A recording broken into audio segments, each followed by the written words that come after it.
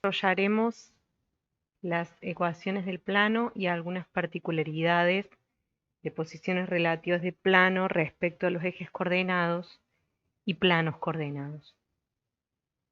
En primer lugar, vamos a ver de qué manera podemos, a través de una ecuación, representar un plano en particular, y vamos a comenzar viendo la ecuación vectorial del plano determinada por un punto y la dirección de su normal.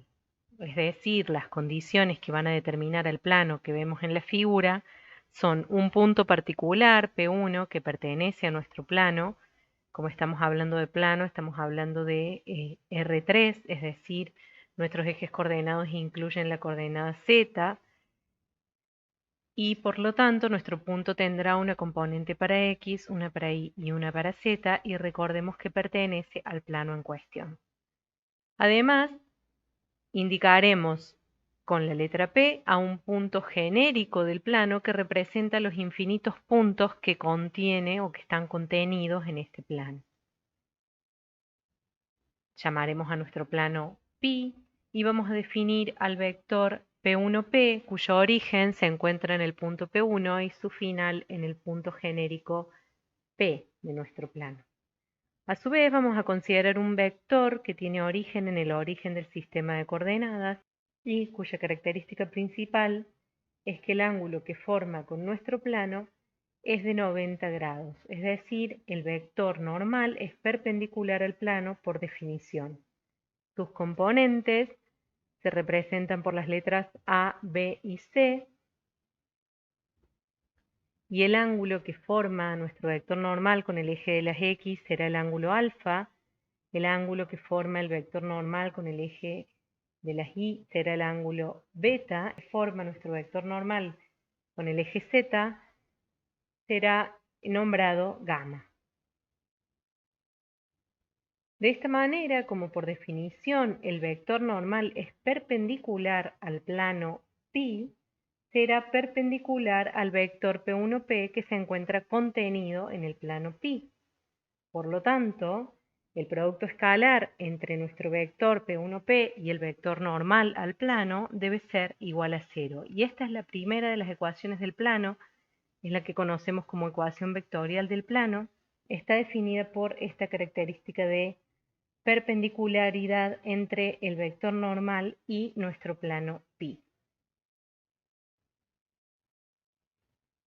A partir de la ecuación vectorial del plano, considerando las expresiones cartesianas de los vectores involucrados en esa ecuación, podemos obtener la ecuación cartesiana del plano, o también mayormente conocida como forma general o implícita de la ecuación del plano. ¿Qué es lo que hacemos?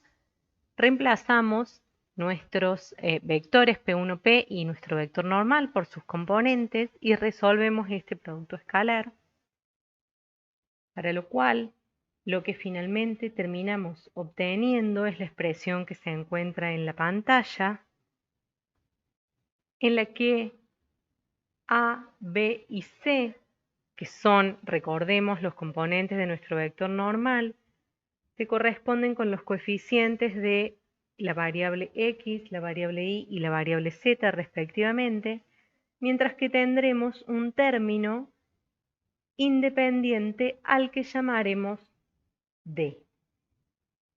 Por lo tanto, a partir del desarrollo del producto escalar entre el vector P1P y el vector normal al plano, obtenemos la ecuación general o implícita de nuestro plano pi. Recordemos entonces que A, B y C son las componentes de su normal, a los cuales también conocemos como números directores del vector normal, y si A, B y C son sus números directores, alfa, beta y gamma son sus ángulos directores, y el coseno de alfa, el coseno de beta y el coseno de gamma serán sus cosenos directores. Al igual que lo que mencionábamos para el caso de la ecuación general o implícita de la recta, siempre operamos con esta expresión de manera tal que el coeficiente de la variable x, en este caso a, sea positivo y entero.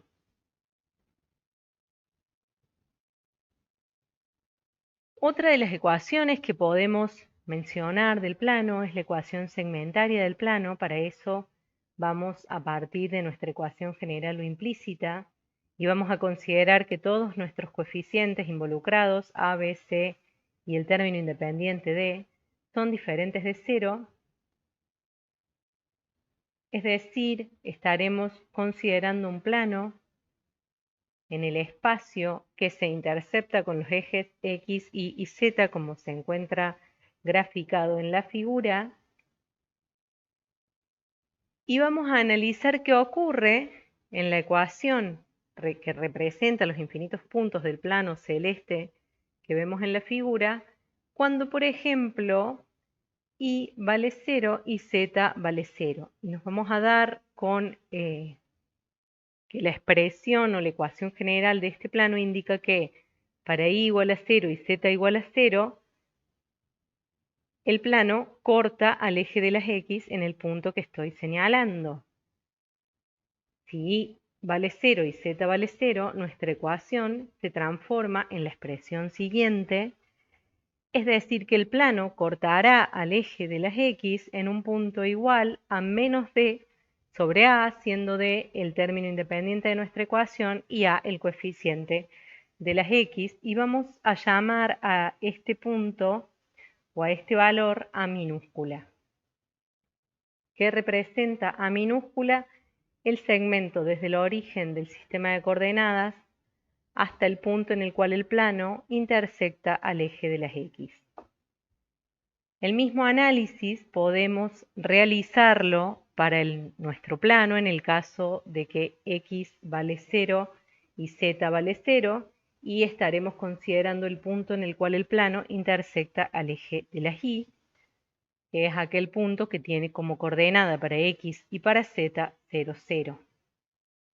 En ese caso, este punto estará definido por menos D sobre B y lo llamaremos B minúscula. Análogamente, podemos analizar nuestra expresión de manera tal de determinar en qué punto nuestro plano cortará al eje de la Z. Para eso tendremos que evaluar nuestra ecuación en X0 y 0 y descubrimos que nuestro plano corta al eje de la Z o se intersecta con el eje Z en el punto menos D sobre C, al cual llamaremos C minúscula. A, B y C son entonces nuestros segmentos definidos desde el origen del sistema de coordenada hasta las respectivas intersecciones de nuestro plano con los ejes X, Y y Z. Si nosotros consideramos entonces la ecuación general o implícita de nuestro plano pi y la dividimos por menos d, lo que obtenemos es una expresión siguiente. Esta expresión es análoga a la que se encuentra en la pantalla y puedo reemplazar menos d sobre a, menos d sobre b y menos d sobre c por sus respectivos a, b y c minúscula, que indicaban los segmentos que definía el plano para los ejes X, Y y Z desde el origen de nuestro sistema de coordenadas, y cuando realizo este reemplazo obtengo la tercera de las ecuaciones del plano que vamos a ver, que es la ecuación segmentaria. Como su nombre lo indica, me permite obtener información rápidamente de los segmentos en los que el plano corta o intersecta los ejes X, Y y Z y graficar rápidamente el plano con el cual estoy trabajando.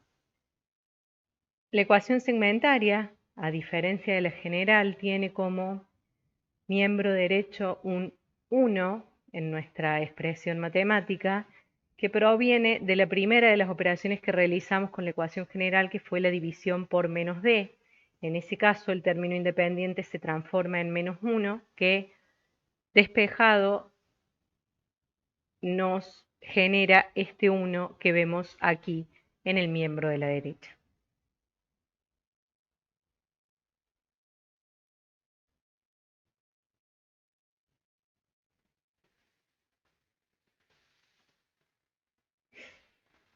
Por último, vamos a ver la ecuación vectorial del plano determinado por 3 puntos, Tres puntos que se encuentran no alineados entre sí definen un único plano en el espacio. Vamos a considerar en este caso a P1, P2 y P3, cuyas coordenadas conocemos, y a partir de estos tres puntos queremos determinar la ecuación del plano pi que se encuentran definiendo, valga la redundancia, estos tres puntos.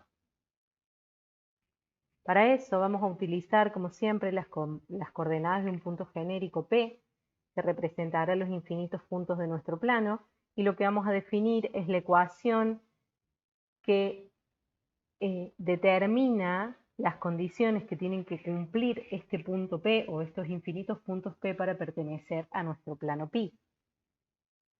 Una vez considerado este punto P, vamos a definir el vector P1P, el vector P1P3, el vector P1P2. Podría haber utilizado otro orden, pero vamos a considerar estos tres vectores y vamos a recordar también que cuando tres vectores pertenecían a un mismo plano o eran coplanares, el producto mixto que yo podía realizar entre estos tres vectores debía dar 0. Por lo tanto, el producto mixto entre P1P, P1P2 y P1P3 debe ser igual a 0.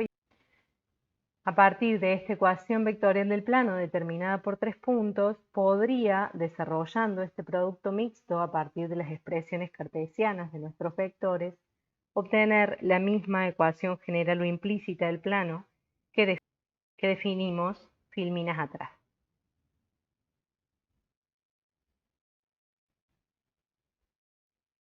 Algo que vale la pena recordar es que este producto vectorial que tenemos en nuestro caso a partir del vector P1, P2 y P1, P3 me determina o me genera como resultado un vector que es perpendicular al plano que contiene a los vectores P1, P2 y P1, P3, es decir, un vector perpendicular a mi plano pi. Por definición, ese vector perpendicular al plano será mi vector normal. Y de allí que el producto escalar, por lo tanto, entre el vector P1P y el vector normal al plano de 0, ya que son, por definición, perpendiculares.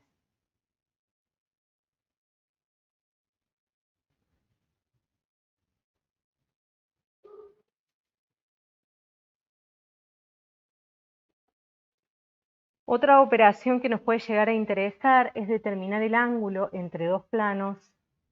En particular vamos a llamar plano pi1 y vamos a determinar la ecuación general de nuestro plano pi1 como se encuentra en la pantalla. Por lo tanto, el vector normal de nuestro plano pi1, n1, tendrá como componente a1, b1 y c1. Mientras que en nuestro plano pi2 tendrá un vector normal cuyas componentes serán en este caso A2, B2 y C2, y su dirección, como siempre, es perpendicular al plano que le contiene. Yo podría determinar el ángulo alfa que forman los planos pi1 y pi2 entre sí, o también podría determinar el ángulo alfa que forman los vectores normales al plano pi1 y pi2. Un vector normal también define a un plano único, ya que me indica cuál es la dirección perpendicular al plano. Entonces, así como tres puntos no alineados definen un plano, la dirección de un vector normal también me define un único plano. Por lo tanto, puedo hacer el análisis entre los ángulos Por lo tanto, puedo hacer el análisis del ángulo entre dos planos a partir del ángulo entre sus dos vectores normales, lo cual es algo que ustedes a esta altura ya manejan bastante. Para determinar el ángulo entre dos vectores, lo que hago es calcular su producto escalar. El producto escalar entre la normal 1 y la normal 2 será igual al módulo o al producto de los módulos de estas normales por el coseno del ángulo que las separa. Y a partir de la operación de esta expresión, operar con esta expresión matemática puedo determinar el valor del coseno de ese ángulo alfa.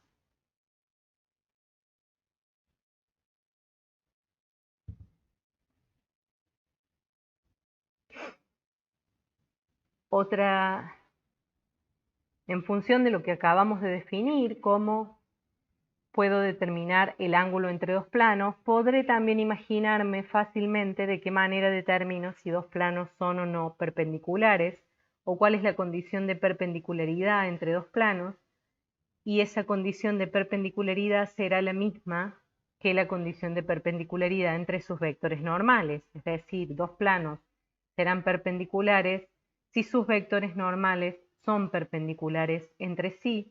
Por lo tanto, el producto escalar entre esos vectores normales será igual a 0, puesto que el coseno del ángulo que los separa, que en este caso sería 90 grados, es igual a 0. Es decir, el producto o la sumatoria del producto de las componentes homólogas de los vectores normales debe ser igual a 0.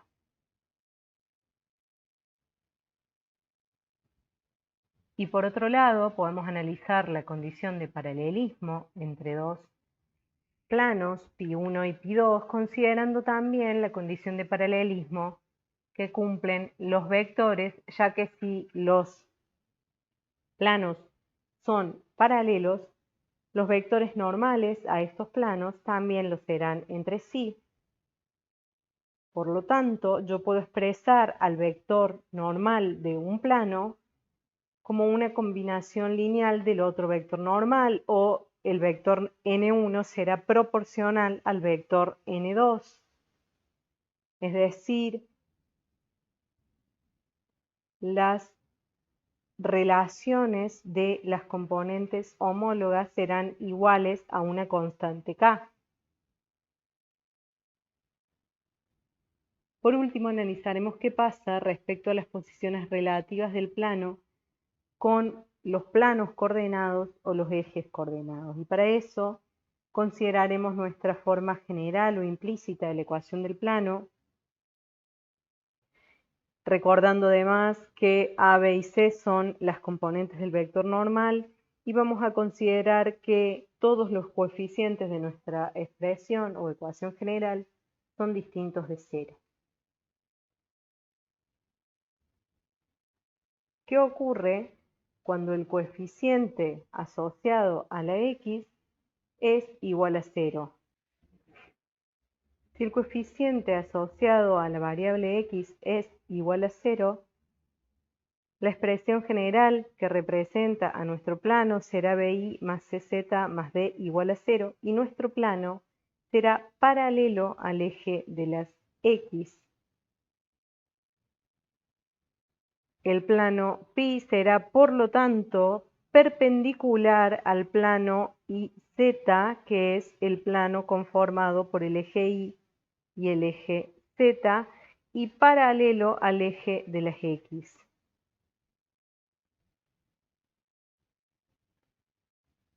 Si el coeficiente B es igual a 0, la ecuación general del plano será AX más CZ más D igual a 0, y el plano será perpendicular al plano conformado por los ejes X y Z, que se encuentra sombreado en la figura, y paralelo al eje de las Y.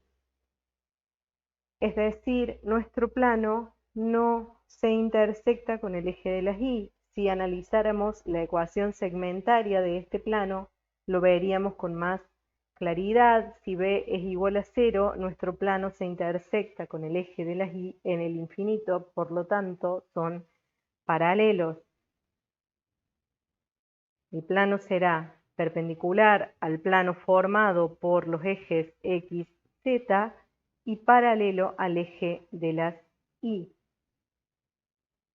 Por último, si C es igual a 0, ocurrirá lo mismo relativo al eje de la Z. Nuestro plano será perpendicular al plano formado por el eje X y el eje Y, y será paralelo al eje Z. Es decir, que cuando los planos son paralelos a alguno de los ejes coordenados, ese eje no se encuentra presente en nuestra ecuación general del plano. ¿Para qué me sirve conocer las posiciones relativas del plano respecto a los ejes coordenados? Pues puedo llegar a intentar determinar la ecuación general de un plano y uno de los datos que tengo para determinarla es que ese plano es paralelo al eje de las y o de las x o de las z, por lo tanto sé que o b o a o c será igual a 0. ¿Qué ocurre cuando el término independiente en nuestra ecuación también es igual a 0? Si d es igual a 0, el punto 0, 0, 0 satisface la ecuación de nuestro plano, es decir que cuando d es igual a 0, estamos hablando de planos que pasan por el origen del sistema de coordenadas. ¿Qué ocurre si además el coeficiente, pongamos como ejemplo, a es igual a 0 y d es igual a 0 simultáneamente? Nuestra ecuación general del plano se transforma en bi más cz igual a 0 y nuestro plano será paralelo al eje de las x, puesto que a es igual a 0, y además pasará por el origen del sistema de coordenadas, ya que d es igual a 0. Es decir, tendremos, por ejemplo, la ecuación del plano que se presenta en la figura. Este plano es perpendicular al eje YZ, es paralelo al eje X y además pasa por el origen del sistema de coordenadas.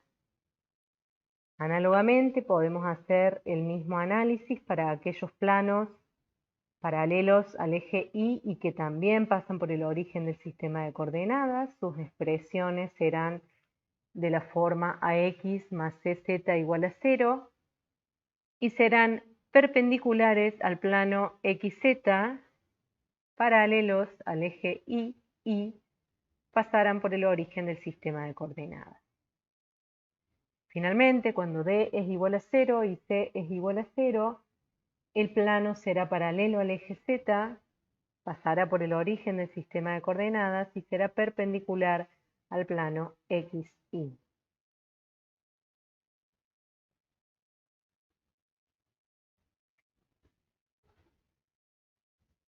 Entonces, cuando veamos ecuaciones con dos variables, como las que tenemos en el ejemplo, estas ecuaciones representan a planos que pasan por el origen del sistema de coordenados y contienen al eje coordenado que no aparece en la ecuación. Es decir, la primera de nuestras ecuaciones contiene al eje X, la segunda contiene al eje Y y la tercera contiene al eje Z.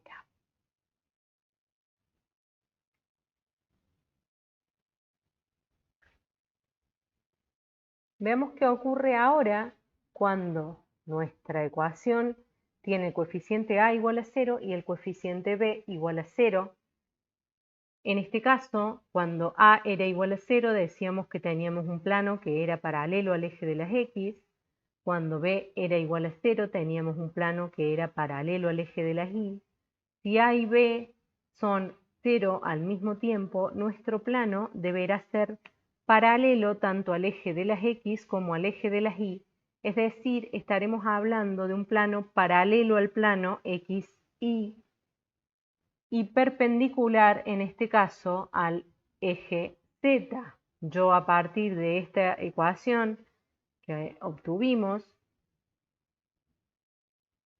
z más d igual a 0, podría despejar nuestra variable z y determinaría el término en el cual, o el valor en el cual nuestro plano intersecta al eje de la z. Lo mismo ocurrirá cuando a y c son 0 simultáneamente. La ecuación representa a un plano que es paralelo al eje de las x y al eje de la z, por lo tanto será paralelo al plano XZ y perpendicular al plano, al eje Y,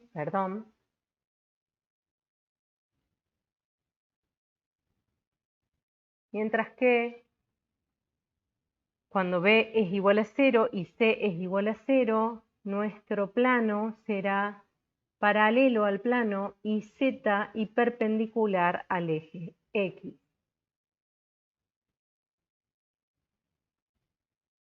Es decir, que podemos definir como regla que nuestro plano será paralelo al plano que forman las variables que no figuran en nuestra ecuación y perpendicular al eje de la variable que sí figura en la ecuación del plano. Finalmente definiremos ecuaciones de familias de planos o haz de planos que representan a una serie de infinitos planos que cumplen con alguna condición. El primero de nuestros ejemplos es la familia o representa la familia de planos paralelos. Los planos paralelos tendrán la misma normal, es decir, que el vector normal de todos los planos tendrá como componentes A, B y C, y lo que se modificará en la ecuación de cada uno de estos planos es el término independiente al que sustituimos por un parámetro k. Para determinar el valor de este parámetro k correspondiente a cada uno de los planos que pertenecen a la misma familia, necesitaremos, por ejemplo, las coordenadas de un punto conocido que se encuentra o que pertenezca a nuestros planos, o algún otro dato que me permita definir cuál de los infinitos planos cuya normal se corresponde con el vector de la figura, estoy queriendo representar a partir de mi ecuación.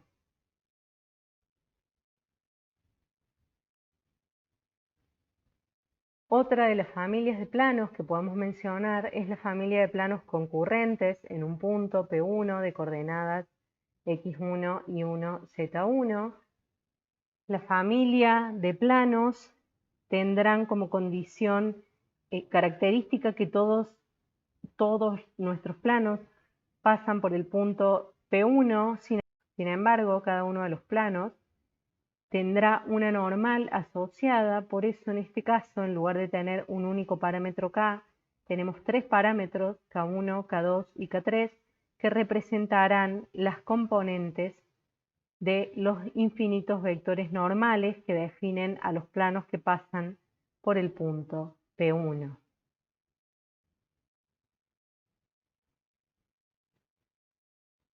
Y por último podemos hablar de la familia de planos que pasan por la recta intersección de otros dos planos. En la figura vemos claramente la recta que define la intersección entre los planos rosados y verde, y a partir de esa imagen, considerando que las ecuaciones del plano verde y del plano rosa π1 y π2 son las que se representan en la filmina, podemos analizar que por la misma recta intersección pasan infinidad de planos y yo podré representar a toda esta familia o haz de planos a partir de la combinación lineal entre los planos π1 y π2. Aquí quiero mencionar lo que veíamos en el caso de familias de rectas. Yo podría determinar la ecuación de la recta intersección entre estos dos planos. Para determinar cuál es la recta definida por la intersección entre estos dos planos, tendría que resolver un sistema de ecuaciones entre la ecuación del plano π1 y la ecuación del plano π2. Y mi sistema sería un sistema compatible indeterminado, porque la solución sería los infinitos puntos que se encuentran sobre nuestra recta punteada. Pero si no quiero determinar cuál es esa recta intersección, puedo aplicar, por supuesto, la ecuación de la familia de planos, que es la que tenemos representada en la figura. En esta ecuación, k es un parámetro que puede valer desde menos infinito a más infinito, y para poder determinar el valor de k asociado a cada uno de estos planos particulares que atraviesan por la recta intersección entre π1 y π2, necesitaré conocer datos extra que me definan un único plano. Recuerden que pueden dejar sus consultas en el foro del aula virtual, y si no, nos encontraremos en la clase siguiente para responder las dudas que puedan haber surgido de este video. Muchas gracias.